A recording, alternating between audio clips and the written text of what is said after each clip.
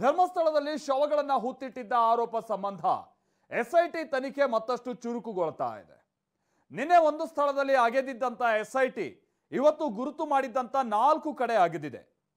ಅಲ್ಲಿಗೆ ಒಟ್ಟು 5 ಸ್ಥಳಗಳಲ್ಲಿ 13ರಲ್ಲಿ 5 ಸ್ಥಳಗಳಲ್ಲಿ ಈಗ ಅಗೆದು ಅದು ಫಿನಿಶ್ ಆಗಿದೆ, ಅದನ್ನು ಶೋಧ ಮಾಡುವಂತ ಕಾರ್ಯ. ಹಾಗಾದ್ರೆ ಈ ವೇಳೆ ಏನಾದ್ರು ಸಿಕ್ಕಿದ್ಯಾ? ಇವತ್ತು ಏನೇನೆಲ್ಲ ಆಗಿದೆ ಇದಕ್ಕೆ ಸಂಬಂಧಪಟ್ಟಾಗಿನ ಡೆವಲಪ್ಮೆಂಟ್ಸ್ ಬನ್ನಿ ರಿಪೋರ್ಟ್ ಅಲ್ಲಿ ನೋಡ್ಕೊಂಬ.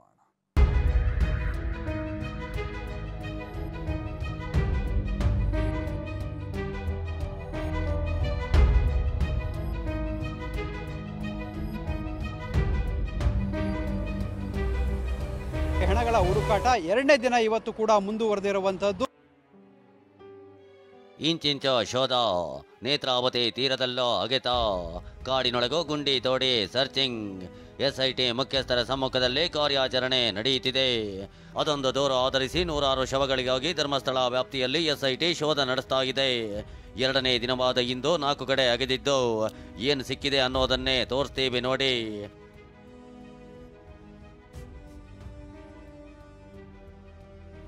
ನೂರಾರು ಶವಗಳಿಗಾಗಿ ಧರ್ಮಸ್ಥಳ ವ್ಯಾಪ್ತಿಯಲ್ಲೇ ಶೋಧ. 5 ಗುಂಡಿ ಅಗೆದ ಎಸ್ಐಟಿ, ಪತ್ತೆಯಾಗದ ಅಸ್ಥಿಪಂಜರ.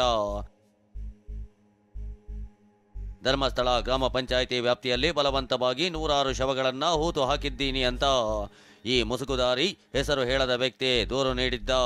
ಇದೇ ದೂರು ಆಧರಿಸಿ ಎಸ್ಐಟಿ ತನಿಖೆ ಆರಂಭಿಸಿದೆ. ಜುಲೈ 28ರಂದು ಧರ್ಮಸ್ಥಳ ಫೀಲ್ಡ್ಗೆ ಇಳಿದಿದ್ದ ಎಸ್ಐಟಿ ದೂರುದಾರನನ್ನ ಕರೆದೊಯ್ದು 13 ಸ್ಥಳ ಗುರುತು ಮಾಡಿತ್ತು. ನಿನ್ನೆ ಆತನ ಸಮ್ಮುಖದಲ್ಲಿ ನೇತ್ರಾವತಿ ತಟದಲ್ಲಿ 1 ಕಡೆ ಗುಂಡಿ ತೋಡಲಾಗಿತ್ತು. ಅದರಲ್ಲಿ ಯಾವುದೇ ಶವ, ಅಸ್ಥಿಪಂಜರ ಸಿಕ್ಕಿರಲಿಲ್ಲ. ಇಂದು 4 ಕಡೆ ಮತ್ತೆ ಶೋಧ ನಡೆಸಲಾಗಿದೆ. ಅಷ್ಟಕ್ಕೂ ನಿನ್ನೆ ಮಿನಿ ಹಿಟಾಚಿ ಬಳಸಿ ಗುಂಡಿ ತೋಡಲಾಗಿತ್ತು. ಆದ್ರಿದು ರಿಸರ್ವ್ ಫಾರೆಸ್ಟ್ ಆಗಿರೋದ್ರಿಂದ ಜೆಸಿಬಿ ಬಳಕೆಗೆ ಬ್ರೇಕ್ ಬಿದ್ದಿದ್ದು ಇಂದು ಕಾರ್ಮಿಕರಿಂದಲೇ ಗುಂಡಿ ಅಗೆಯಲಾಗಿತ್ತು.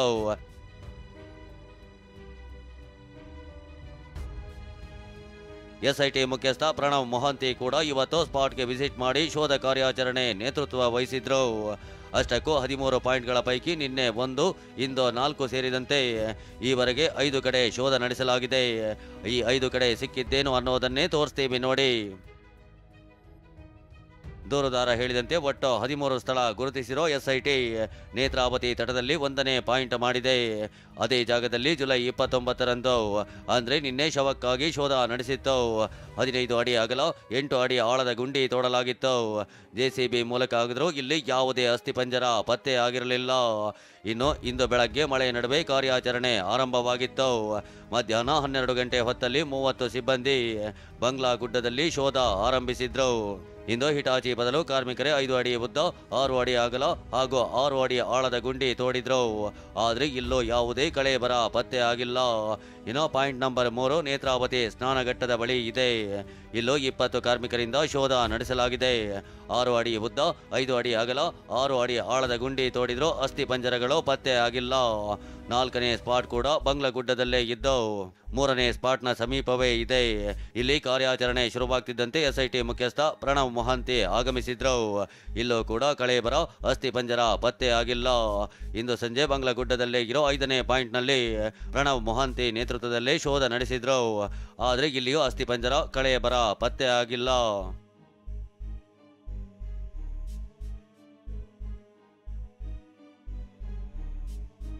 ತಲೆಬುರುಡೆಯ ಸ್ಥಳ ಮಹಜರು. ನೂರಾರು ಶವ ಹೂತಿರೋದಾಗಿ ದೂರು ನೀಡಿರೋ ದೂರುದಾರ ಕೈಯಲ್ಲಿ ತಲೆಬುರುಡೆ ಹಿಡಿದುಕೊಂಡೇ ಬೆಳ್ತಂಗಡಿ ಜೆಎಂಎಫ್ಸಿ ಕೋರ್ಟ್ಗೆ ಹೋಗಿದ್ದ. ಹೀಗಾಗಿ ಆ ತಲೆಬುರುಡೆ ತಂದಿದ್ದ ಸ್ಥಳಕ್ಕೆ ದೂರುದಾರನನ್ನ ಕರೆದೊಯ್ದು ಮಹಜರು ಮಾಡಿದ್ದೇವೆ ಅಂತ ಎಸ್ಐಟಿ ಮುಖ್ಯಸ್ಥ ಪ್ರಣವ್ ಮೊಹಾಂತಿ ಹೇಳಿದ್ದಾರೆ.